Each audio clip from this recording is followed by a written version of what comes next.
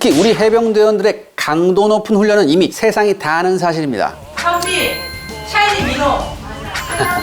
현재 한국은 약 28,000여 명의 해병대원을 보유하고 있어요.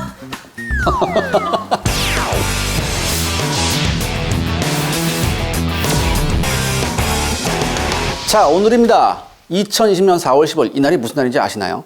바로 대한민국 해병대가 철성된 지 71주년이 되는 해입니다.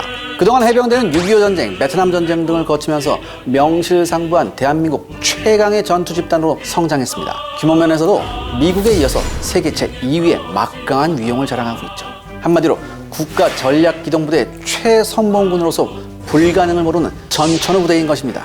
오늘은 해병 창설 71주년을 맞아 오직 해병대만이 보유하고 있는 무기들을 살펴보는 시간을 가져볼까 합니다. 자, 먼저 해병대 하면 뭡니까? 상륙을 해야겠죠? 상륙을 할 때 예전 뭐 라이언 병무가겠지 그런 상륙전 가지고 안 합니다. 요즘엔 이제 장갑차, 특히 돌격 장갑차 가지고 하는데요. KAA V7A1 상륙 돌격 장갑차입니다. 이 장갑차는 기존 LVTP-7의 화력과 방어력을 향상시킨 모델입니다. 과거 미 해병대가 운영하던 LVTP-7은 상륙병력을 육지에 내려놓는 거기서 임무가 끝납니다. 그래서 특별한 방어력이나 공격력의 의미가 없었습니다.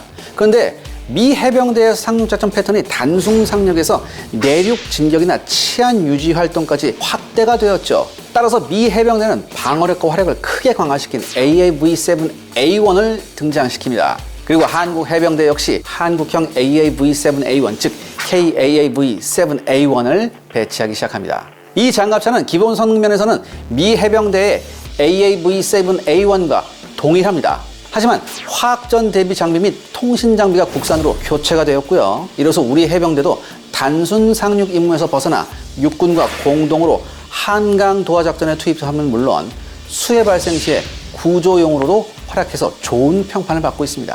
두 번째는 비치매트입니다. 상륙작전이 펼쳐지는 곳은 당연히 해안입니다. 이 해안의 대부분은 모래로 이루어져 있죠. 특히 한반도 서해안은 갯벌이기 때문에 중량이 무거운 전차나 차량이 기동하기엔 매우 부적합합니다. 따라서 이런 중장비들의 기동로를 확보할 필요가 있죠. 바로 이를 위해서 비치매트가 필요합니다. 비치매트는 해병대만이 운영하는 독특한 장비 중에 하나로 상륙지원단의 상륙지원대가 운영하고 있습니다. 상륙작전 및 도하작전 간의 갯벌, 습지, 모래 지역을 극복해서 상륙군의 중장비뿐만 아니라 병력 및 보급품의 원활한 양육을 가능케 합니다. 따라서 비치매트는 상륙작전에서는 없어서는 안 될 중요한 장비죠. 현재 해병대는 신형 비치매트인 KCR 매트 시스템을 사용하고 있는데요. 이 시스템은 구형에 비해서 설치 및 철거가 아주 쉽습니다. 또한 최대 개설 능력 등이 비약적으로 향상됐죠. 그래서 한국 해병대의 상륙력을 한 단계 끌어올렸다는 평가를 받고 있습니다. 사진 보니까 구형 같은 경우에는 사람이 직접 깔던데 네네네. 구형과 신형 비치매트 좀 차이. 성능도 다르고요. 크기도 다르고요. 운용의 편의성이랄까? 이것도 다르죠. 사람이 언제 하겠어. 기계가 가면서 차량이 가면서 쭉 깔아줘야지. 예전에 무조건 사람이 아이, 다 했지. 다. 남아도는 게 사람이었어, 옛날에. 다음은 무레나급 공기부양 상륙정인데요. 무레나급 공기부양 상륙정은 2차 불검 사업을 통해 들여온 것으로 러시아 해병대도 사용하고 있는 장비입니다. 총 3척이 도입되는데요. 최대 55노트, 약 101km의 빠른 속도를 낼 수 있습니다. 동시에 30mm 기관포하고 지대공 미사일, 중기관 총등으로 아주 무장이 탄탄하죠. 24톤의 장비를 수송할 수 있지만 해병대 주력 전차인 K1 전차는 수송이 곤란합니다. 24톤이란 무게가 뭐 적은 무게는 아닌데 사실 전차는 40, 50톤 훌쩍 넘어가잖아요. 그래서 전차는 좀 곤란해요. 다음은 솔개급 공기부양 상륙정인데요.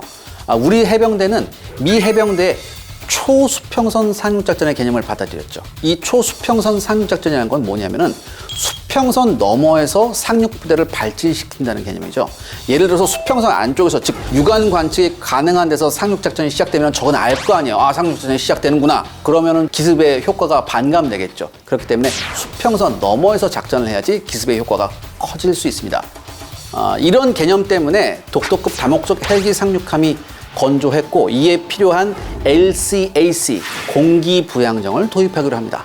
초수평선 수평선 작전이면 대략 몇 킬로 정도? 32km 정도. 32km가 볼 수 있는 한계라고 하더라고요. 지상 관측소에서 볼 수 있는 한계가. 이제 우리 처음에는 이제 미국제를 들여오려고 했는데 미국제가 가격이 상승해 버렸어요. 그러니까 도입을 포기하고 이제 독자 개발에 우리가 나섰고 그 결과물이 솔개급입니다. 이제 겉모습 때문에 미국제의 카피라는 의혹을 좀 받았죠. 근데 이건 전혀 잘못된 얘기입니다.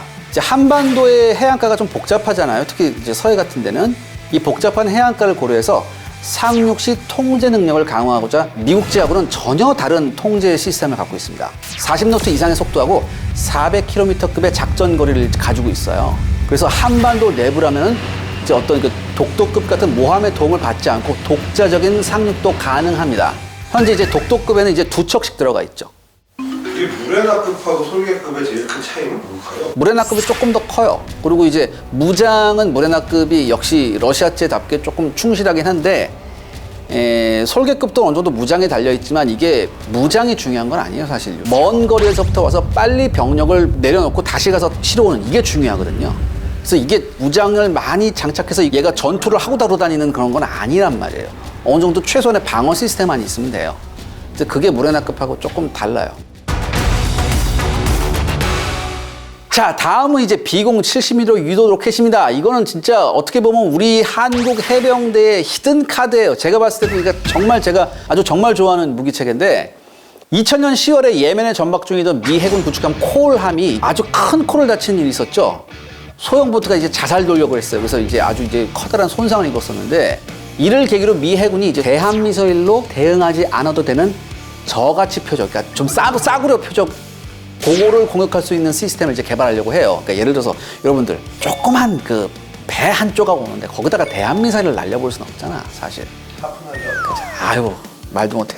그리고 여러분 저기 뭐야 지난번에 했던 대전차 미사일 1.6m짜리 대전차 미사일 그거 한 발에 우리나라 국산 고급 차량보다 훨씬 비싸요. 그러니까 이런 저가치 표적을 맞출 수 있어야 돼요. 근데 저가치 표적을 맞출 수 있는 가장 쉽게 생각하는 게 뭐냐면 25mm 기관포란 말이야. 근데 이거 기관포도 이거 사람이 쏘거든. 그다음에 자동화 시스템을 한다고 하더라도 이게 가서 딱 맞을 그게 없어요. 그러니까 가장 중요한 게 뭐냐면은 딱 누르면 가서 알아서 탁 맞는 애가 필요했단 말이에요. 이래서 개발을 시작한 게 뭐냐면 로지르라고 해서 저가치 유도 로켓이라는 거예요. 일반 70mm 멍텅구리 로켓에다가 연령선 탐색기하고 패턴 매칭 기술을 이용한 새로 유도 시스템을 이제 탑재하는 거였는데 이게 비용이 많이 들어갔어요, 생각보다.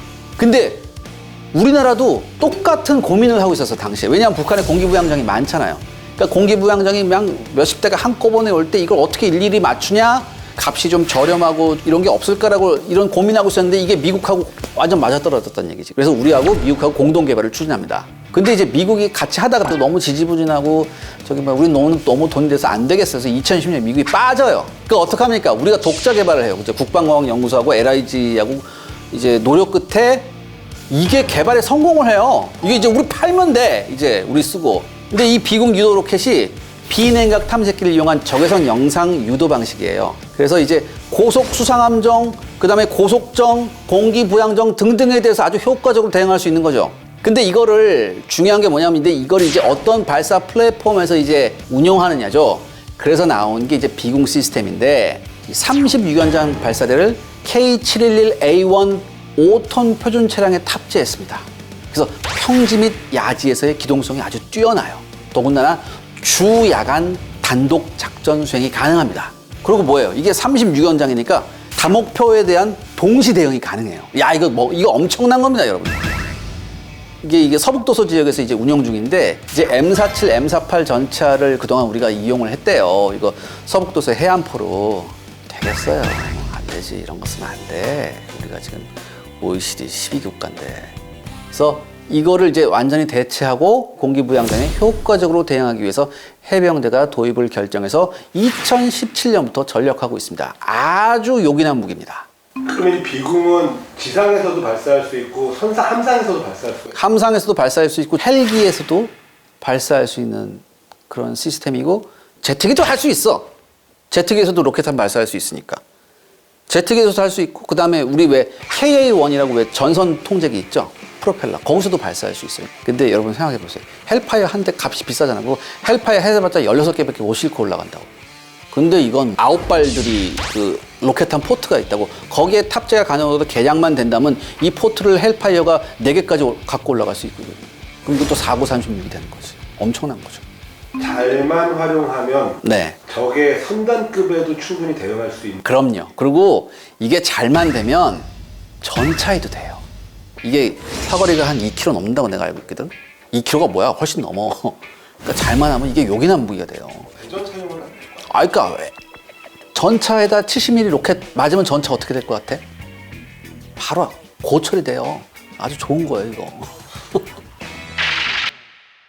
우리 해병들에서는 그야말로 천군만마를 얻는 겁니다. 왜냐하면 이게 있는 거하고 없는 거하고 상륙 작전에 투사할 수 있는 병력의 차이가 3배 정도 가까이 차이가 나요. 엄청난 거죠.